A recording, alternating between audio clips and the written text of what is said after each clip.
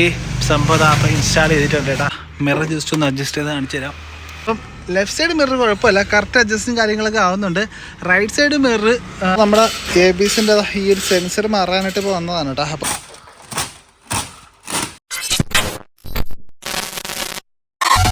Guys ഇന്നിതാ ഒരു courier വന്നിരിക്കുകയാണ്. സാധനം ഒരു യൂസ്ഡ് സാധനമാണ്, നമ്മളെ കാറിന് വേണ്ടിയിട്ട് എടുത്ത ഒരു പുതിയൊരു ഐറ്റമാണ് കേട്ടോ. അപ്പോൾ ജസ്റ്റ് ഒന്ന് അൺബോക്സ് ചെയ്തിട്ട് എന്താണെന്ന് കാണിച്ചു തരാം. ഫുള്ള് മഴയൊക്കെ നനഞ്ഞിരിക്കാൻ കേട്ടോ, മഴയായിട്ടാണ് പോയി കൊറിയർ എടുത്തത്. അപ്പം അതിൻ്റെ അകത്തുള്ള സാധനം എന്തായിരിക്കും ആരെങ്കിലും ഗസ് ചെയ്യാനായിട്ട് പറ്റുമോ? ഇതായിരിക്കും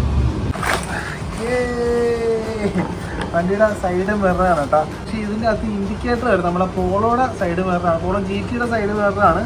ഇൻഡിക്കേറ്റർ വരുന്നുണ്ട്, മാത്രമല്ല ഇത് ഫോൾഡിങ് മിററും കൂടെയാണ്. അപ്പം നമ്മുടെ വണ്ടിയിൽ ഫോൾഡിങ് മിറർ ഒന്ന് സെറ്റ് ചെയ്യാനുള്ള പരിപാടിയാണ് കേട്ടോ. അതിൻ്റെ ഫോൾഡിങ് പക്ഷേ സെറ്റ് ചെയ്യാൻ കുറച്ച് വഴിയാണെന്നൊക്കെ പറയുന്നത്. എന്നാലും ഒന്ന് ട്രൈ ചെയ്ത് നോക്കാം എങ്ങനെ ഉണ്ടാവുമെന്ന്. സെറ്റ് ചെയ്യാൻ പറ്റുമായിരിക്കണം. മിറർ പുറമേ നിന്ന് കണ്ടണക്കല്ല കേട്ടോ, ജസ്റ്റ് തന്നെ കവറും കാര്യങ്ങളൊക്കെ ഇളക്കി വയ്ക്കുമ്പം ഇതിൻ്റെ ഇൻഡിക്കേറ്റർ ചെറിയ ക്രാക്കും കാര്യങ്ങളൊക്കെ ഉണ്ട്. അത് പുറമേ നമുക്ക് വലിയ സീനായിട്ട് അറിയാൻ പറ്റത്തില്ല. കുറച്ച് ഡസ്റ്റും കാര്യങ്ങളും ഇതിൻ്റെ അകത്ത് കയറിയിട്ടുണ്ട് കേട്ടോ. അപ്പം അതൊരു പണി കിട്ടി. ഞാൻ ഇങ്ങനെ ഫേസ്ബുക്കിൽ കണ്ട് ഒരു ബാംഗ്ലൂരിലുള്ള ഒരു മച്ചാനെ കോൺടാക്ട് ചെയ്ത് അങ്ങനെയാണ് സാധനം എടുത്തത്. ഇത് നമുക്ക് വേറെ റിട്ടേൺ ഓപ്ഷനോ റീഫണ്ട് ഓപ്ഷനോ ഒന്നുമില്ല. പിന്നെ കുറച്ച് വയർ കട്ടിങ്ങൊക്കെ ഉണ്ട്. ഞാൻ പിന്നെ അതൊക്കെ ജസ്റ്റ് ഒന്ന് ടേപ്പൊക്കെ ചെയ്ത് സെറ്റാക്കി വെച്ചേക്കാണ്.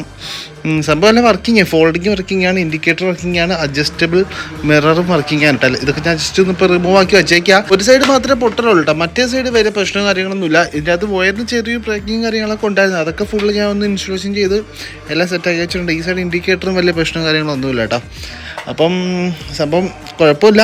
ഈ ഒരു മിറർ സെറ്റ് ചെയ്യാം, പക്ഷേ ഫോൾഡിങ് നമുക്ക് കുറച്ച് നല്ല പണിയാണ് കേട്ടോ. അത് ഞാൻ ഒരുപാട് ഷോപ്പിൽ തിരക്കി നോക്കി, അപ്പോൾ എല്ലായിടത്തും വേണം, കുറച്ച് പണിയാണ്, കുറച്ച് ലേബറും കാര്യങ്ങളൊക്കെ നല്ല ലേബറാവും. ഇൻഡിക്കേറ്റർ മാത്രം വർക്ക് ചെയ്ത് തരാം, ഫോൾഡിങ് കുറച്ച് ടൈം എടുക്കുമെന്ന് പറഞ്ഞ്. അപ്പം മാത്രമല്ല ഫോൾഡിങ്ങിൻ്റെ സ്വിച്ചില്ലേ, അപ്പോൾ നമ്മളിരിക്കുന്ന നോർമൽ സ്വിച്ചാണ്, അത് ഫോൾഡിങ്ങിൻ്റെ സ്വിച്ചായിരുന്നു. ആ ഫോൾഡിങ്ങിൻ്റെ സ്വിച്ചിന് തന്നെ 3000 എക്സ്ട്രാ ആവും കേട്ടോ.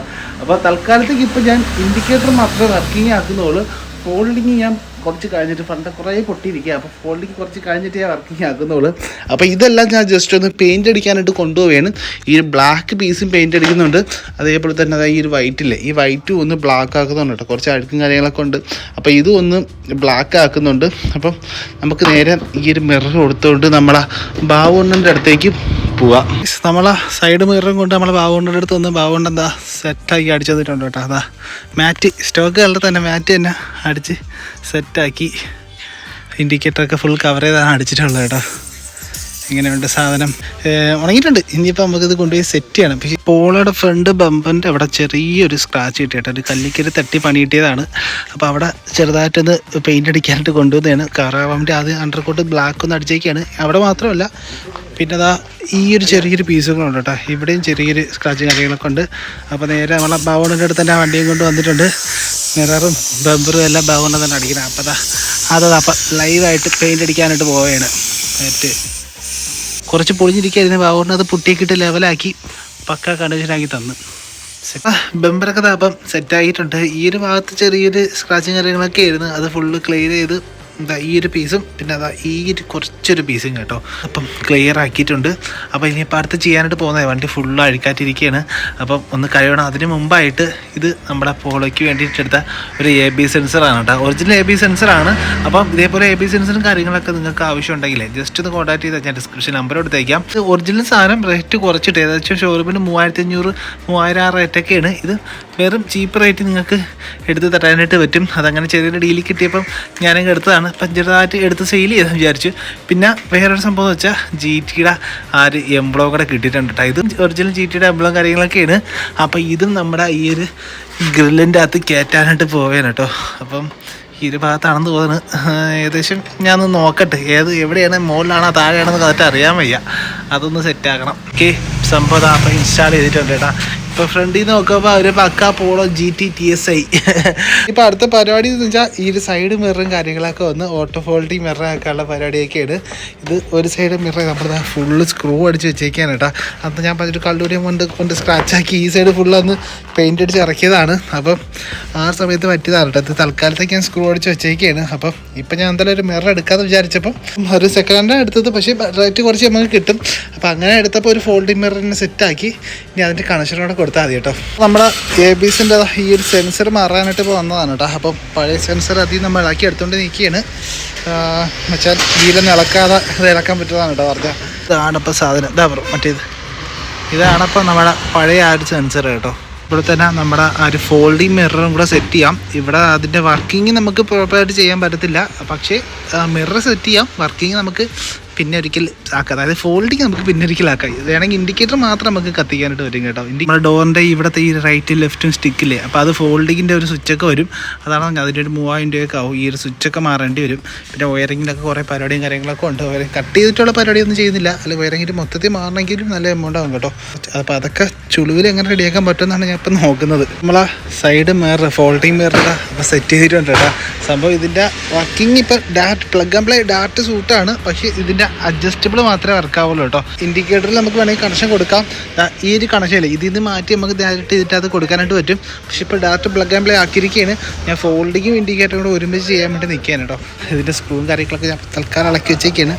ഇതിരിക്കുന്നതാ ഈ ഒരു MCയിലാണ് ഇത്രയും നാൾ നിന്നത്. അപ്പം MCയിൻ്റെ കാലാവധിയൊക്കെ കഴിയാറായിട്ടുണ്ട്. അപ്പോൾ ഇപ്പം മാറാൻ പറ്റിയ കറക്റ്റ് ടൈമാണ്.